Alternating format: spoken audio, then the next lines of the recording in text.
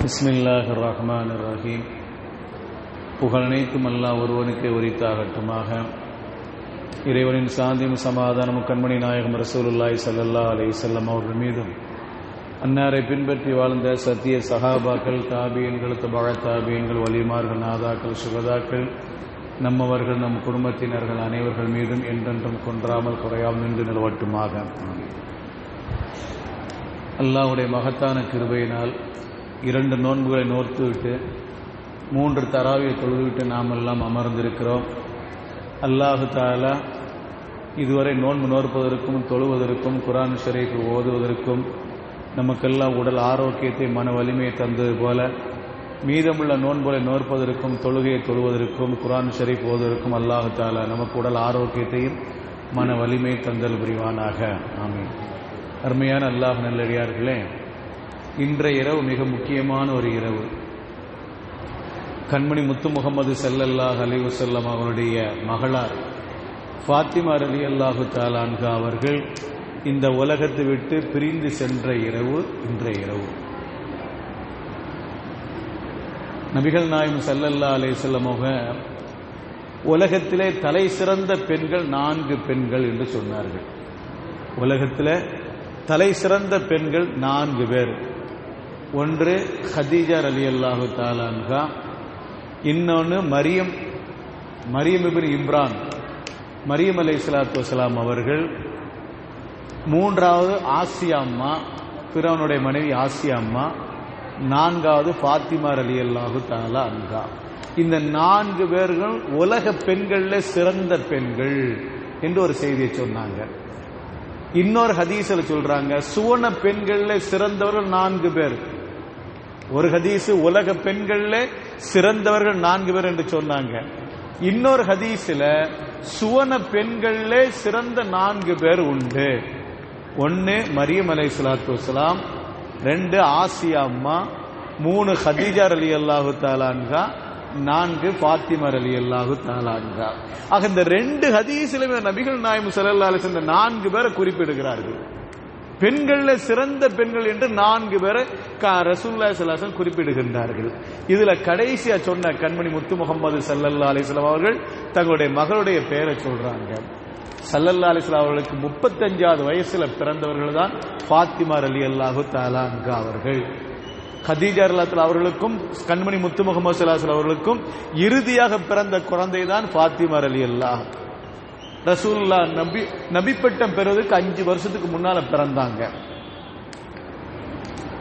இவங்க இறக்கும் போது, யாரு கதீஜா ரலியல்லாஹு இறக்கும் போது ஒரு வசியத்தை செய்யறாங்க.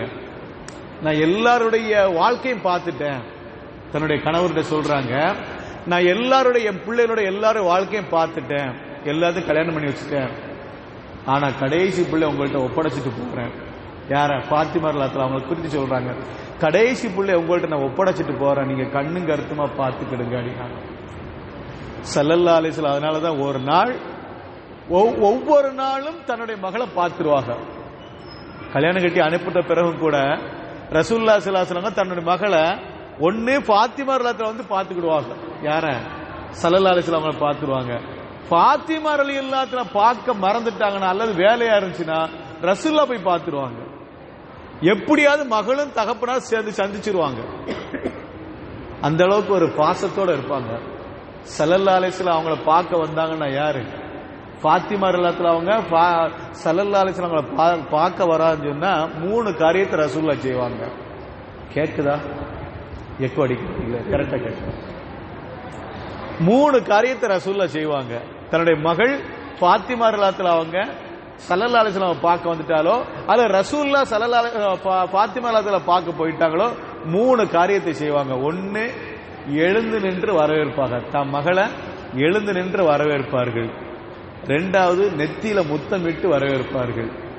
3வது தம் பக்கத்தில் அமர வச்சிருவாங்க, தம் பக்கத்தில் உட்கார வைப்பாங்க. இந்த 3 காரியத்தை செய்வாங்க ரசூலுல்லாஹ். அதனாலதான் ஹஜரத் ஃபாத்திமா ரலியல்லாஹு தஆலா அன்ஹா அவர்கள் ஒரு நேரத்தை தேம்பி அழுதாங்க. எப்ப தெரியுமா? ரசூலுல்லாஹ் ஸல்லல்லாஹு அலைஹி வஸல்லம் அவர்கள் மரண படுக்கையில இருக்கிற பொழுது, சக்கராத்தில் இருக்கும் பொழுது மகளால் ஃபாத்திமா ரலியல்லாஹு வந்துட்டாங்க, எந்திரிக்க முடியல. ரசூலுக்கு எழுந்திருக்க முடியல. அதனால தான் என்ன செஞ்சாங்க, ஃபாத்திமா ரலியல்லாஹு தேம்பி தேம்பி அழுதாங்க. என்னைக்குமே ரசூலுல்லாஹ் நான் வந்த பொழுது எழுந்திருந்து என்ன வர வைப்பாங்க, நெத்தியில முட்டமிட்டு உட்கார வைப்பாங்க, அவங்க பக்கத்துல உட்கார வைப்பாங்க. இன்னைக்கு என்னுடைய தகப்பனார் படுத்த படுக்கையா இருக்காங்க, எழுந்திருக்க முடியவில்லை என்று சொல்லி அவங்க அழுகும் பொழுதுதான் கண்மணி முத்து முகமது ஸல்லல்லாஹு அலைஹி வஸல்லம் என்ன செஞ்சாங்க, தன்னுடைய மகளை அழைச்சாங்க, வாங்க அடிக்கிறாங்க. பக்கத்துல வந்து காதுல ஊதுனாங்க, காதுல ஏதோ ஒரு செய்தியை சொன்னாங்க, ஓன்னு தேம்பி அழுதாங்க. ரெண்டாவது வர சொல்லி வாங்க அப்படின்னாங்க, காதுல ஒன்று சொன்னாங்க, சந்தோஷப்பட்டு சிரிச்சாங்க. பின்னால் ஆயிஷா ரலியல்லாஹு கேட்கிறாங்க, உங்க காதுல ரசூலுல்லாஹி ஸல்லல்லாஹு அலைஹி வஸல்லம் ஒன்று சொன்னாங்க, நீங்க அழுதீங்க, ரெண்டாவது சொன்னாங்க நீங்க சிரிச்சீங்களா, என்ன காரணம் கேட்ட பொழுது ஹஸரத் ஃபாத்திமா ரலியல்லாஹு தஆலா அன்ஹா அவங்க சொன்னாங்க, முதல்ல என் காதுல ரசூலுல்லாஹி ஸல்லல்லாஹு அலைஹி வஸல்லம் சொல்லும்போது இந்த உலகத்தை விட்டு நான் இப்பவே பிரிஞ்சிருவேன், சீக்கிரமே நான் போயிருவேன், இந்த உலகத்தை விட்டு மறைஞ்சிரும் சொன்னாங்க. அதை கேட்டு நான் அழுதேன். அதுக்கடுத்து நீங்க சிரிச்சீங்களா, என்ன காரணம்? அதுக்கடுத்து என் காதுல ஒன்று செய்தியை சொன்னாங்க, நான் மறைந்த பிறகு என்னுடைய குடும்பத்தில் முதலாக நீதான் என்னை வந்து முதல்ல சந்திப்பாய், நீதான் முதல்ல இறந்து போவாய், மௌத்தாவா என்று சொன்னாங்க. அதை கண்டு நான் சந்தோஷம் அடைந்தேன் என்று ஃபாத்திமா ரலியல்லாஹு தஆலா அன்ஹா அவர்கள் ஆயிஷா அம்மையார் ரலியல்லாஹு அவர்களுக்கு பிற்காலத்தில் என்ன செஞ்சாங்க, விளக்கம் கொடுக்கறாங்க. ஃபாத்திமா ரலியல்லாஹு தஆலா அன்ஹா அவர்களுக்கும் ஹஸரத் அலி ரலியல்லாஹு அவர்களுக்கு திருமணம் முடிஞ்சு, இல்லற வாழ்க்கை அல்ஹம்துலில்லாஹ் மகத்தான ஒரு வாழ்க்கை வாழ்ந்தார்கள். ஒரு கணவன்கிட்ட எப்படி வாழணுமோ அந்த அளவுக்கு வாழ்ந்தார்கள், ஒரு குடும்பத்தை எப்படி நடத்தணுமோ அந்த அளவுக்கு நடத்தினார்கள். வறுமைதான், கோடீஸ்வரோடைய மகள் தான் ஃபாத்திமா ரலியல்லாஹு அவங்க. நம்ம அடிக்கடி சொல்லியிருக்கோமா இல்லைங்களா, இன்றைய மதிப்பில் 2400 கோடிக்கு அதிபதி யாருங்க, ஹஜரத் ஹதீஜா ரலியல்லாஹு அவங்க. அந்த 2400 கோடி அல்லாஹ்வுடைய பாதையில் அர்ப்பணம் செய்தார்கள், வாரி வழங்கினார்கள். அப்பேற்பட்ட கோடீஸ்வருடைய மகள் தான் ஃபாத்திமா ரலியல்லாஹு தஆலா அன்ஹா அவர்கள். ஆனால் ஒரு ஏழை கணவரை, ஒரு ஏழை மனிதரை திருமணம் செய்து கொண்டு அவர்கள் எளிய வாழ்க்கை வாழ்ந்தார்கள். பிள்ளைகளுக்கு சாப்பாடு கிடையாது, தனக்கு சாப்பாடு கிடையாது, கணவனுக்கு சாப்பாடு கிடையாது. கணவனுடைய வறுமை அப்படித்தான், வருமானம் அவ்வளவுதான். எளிய வாழ்க்கை நினைச்சு பாருங்களேன் பார்ப்போம். ஒரு கோடீஸ்வருடைய வாழ்க்கை இந்த அளவுக்கு ஒரு வேளை இல்லாம, 2 வேளை இல்லாம, 3 வேளை இல்லாம 3 நாள் தொடர்ந்து சாப்பிடாமல் இருந்திருக்கிறார்கள். ஹஸரத் ஃபாத்திமா ரலியல்லாஹு தஆலா அவர்கள் அவருடைய குடும்பத்தினர் எப்படி இருக்கும் நினைச்சு பாருங்க. இன்னைக்கு கற்பனை செய்து பார்க்க முடியுமா? இப்படிப்பட்ட வாழ்க்கை யாரா வாழ பார்க்க முடியுமா? கண்மணி முத்து முகமது ஸல்லல்லாஹு அலைஹி வஸல்லம் சொன்னார்கள், என் மகள் ஃபாத்திமா சாப்பிட்டு 3 நாள் ஆகுது, போய் இந்த சாப்பாடை போய் கொடுத்துட்டு வாங்கலன்னு சொல்லி, இந்த ரொட்டி இந்த கறியும் போய் கொடுத்துட்டு வாங்கன்னு சொல்லி. ரசூல்லா சாப்பிட்டு 3 நாளைக்கு மேல ஆச்சு. ரசூல்லா அந்த ரொட்டியை பிச்சு எடுத்து வாயில வச்சுட்டு சொன்னாங்க, 3 நாளைக்கு பிறகு என்னுடைய வயிற்றுக்குள்ள நுழையக்கூடிய முதல் உணவு இதுதான் என்றார்கள். 3 நாளைக்கு பிறகு என்னுடைய வயிற்றுக்குள் நுழையக்கூடிய, என் வாயுகளில் நுழையக்கூடிய முதல் உணவு இதுதான் என்று சொன்னார்கள். இதே நிலைமை என்னுடைய மகள் ஃபாத்திமாக்கு இந்த உணவை போய் கொடுத்துட்டு வாங்க சொன்னாங்களாம். இப்போ ஒரு எளிமையான வாழ்க்கை வாழ்ந்தார்கள், ரொம்ப எளிமையான வாழ்க்கை. 29ஆம் வயசுல இந்த உலகத்தை விட்டு மறைகிறாங்க. ரொம்ப வருஷம்லாம் வாழல, 29 ஆண்டுகள் தான். இந்த 29 ஆண்டுகள்ல எவ்வளவு பெரிய பாக்கியம் பெற்றார்கள். கண்மணி முத்து முகமது ஸல்லல்லாஹு அலைஹி வஸல்லம் சொன்னார்கள், என்னுடைய மகள் ஃபாத்திமாவை யாரு சந்தோஷப்படுத்துவார்களோ அவர்கள் என்னை சந்தோஷப்படுத்தி விட்டார், என்னுடைய மகள் ஃபாத்திமாவை யாரு கோபத்தை ஏற்படுத்துகிறாரோ அவர் என்னை கோபத்தை ஏற்படுத்தி விட்டார் என்று ஒரு செய்தியை கண்மணி முத்து முகமது ஸல்லல்லாஹு அலைஹி வஸல்லம் அவர்கள் சொல்வார்கள். அதனால ஃபாத்திமா ரலியல்லாஹு அவங்கள்ட்ட யாரும் எரிஞ்சு பேச மாட்டாங்க.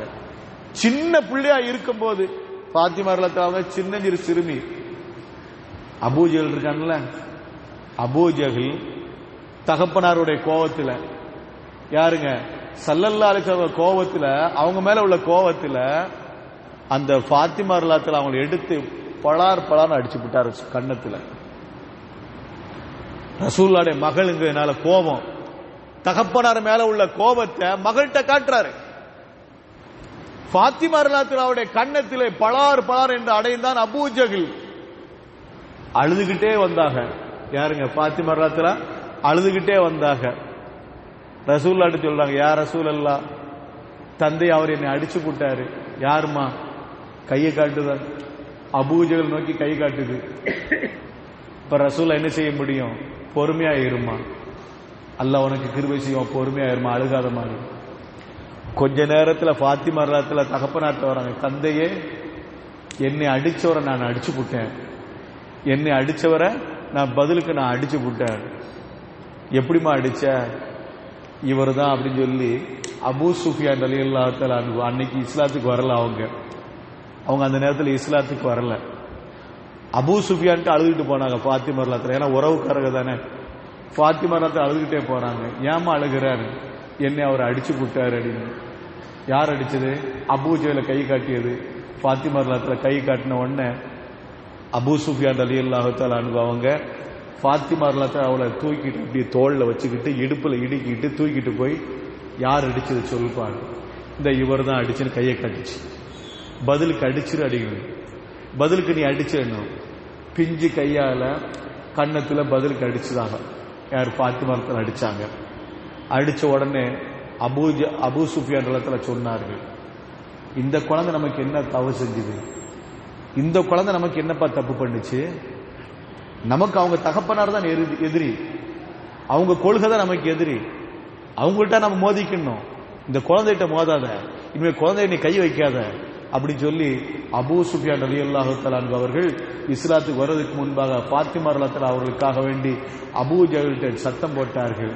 அந்த செய்தியை தான் ஃபாத்திமா ரலியல்லாஹு தஆலா அவங்க ஸல்லல்லாஹு அலைஹி வஸல்லம் அவங்கள்ட்ட சொல்றாங்க, என்னை அடித்த அபூஜஹலை நான் அடித்து விட்டு. யாரு? இந்த அபூ சுஃபியான் தான் என்னை தூக்கிட்டு போனாரு. கண்மணி முத்து முகமது ஸல்லல்லாஹு அலைஹி வஸல்லம் சொன்னார்கள், அல்லாஹ் அபூ சுஃபியானுக்கு கிருபை செய்யட்டும் என்று சொன்னார்கள். அதனுடைய பரக்கத்தான் பின்னால் இஸ்லாத்துக்கு வந்தாங்க. அவருடைய பரக்கத்தான் பின்னால் இஸ்லாத்துக்கு வந்தாங்க. அப்ப ஃபாத்திமா ரலியல்லாஹு தஆலா அன்ஹா அவர்களை யாரு சந்தோஷப்படுத்துகிறார்களோ அவர்களை அல்லாஹ் ரசூல் சந்தோஷப்படுகிறார்கள். இவர்கள் 29வது வயதிலே பிறை 3 அன்றைக்கு மௌத்தாகிறார்கள். மக்ரிபு நேர தொழுகை முடிந்து விட்டு அவர்கள் அமைதியாக குளித்து விட்டு ஓரத்தில் உட்கார்ந்து பொழுது தன்னுடைய கணவர் வருகிறார்கள். கணவரை பார்த்து சொன்னார்கள், 3 காரியம் நான் உங்கள்கிட்ட கேட்கிறேன். 3 விஷயத்தை நீங்க செய்யணும் எனக்காக. 1, நான் மௌத்தாகிவிட்டால், நான் மௌத்தாக போகிறேன், மௌத்தாகிவிட்டால் என்னுடைய உடலை அஸ்மா பின்து உனைஸ் ரலியல்லாஹு தஆலா அவங்க தான் குளிப்பாட்டணும். நீங்க என்ன செய்ய? பக்கபலமா இருக்கணும். அதற்கு பிறகு 2வது வசியத்து, நான் மௌத்தான பிறகு என்னுடைய சகோதரி ஜைனப் அவருடைய மகள் உமாமா ரலியல்லாஹு தஆலா அவர்களை நீங்கள் தான் திருமணம் முடிக்கணும். எனக்கு பிறகு அவர்களை நீங்கள் திருமணம் முடிக்கணும் என்று 2வது வசியத்து.